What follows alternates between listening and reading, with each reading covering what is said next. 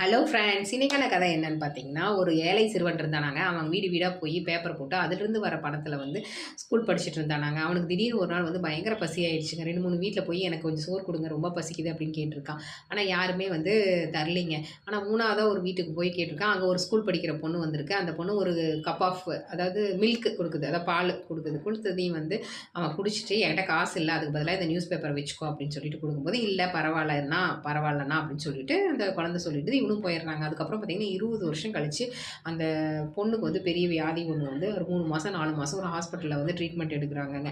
Treatment எடுத்து முடிச்சுட்டு 4 மாசம் அந்த ட்ரீட்மெண்ட்லாம் முடிஞ்சு பில்லு தருவாங்க இல்லையா ஹாஸ்பிட்டல்ல. அந்த பில்ல பார்த்தீங்கன்னா, அந்த பில் அமௌண்ட்டுக்கு பக்கத்துல எழுதியிருக்கு.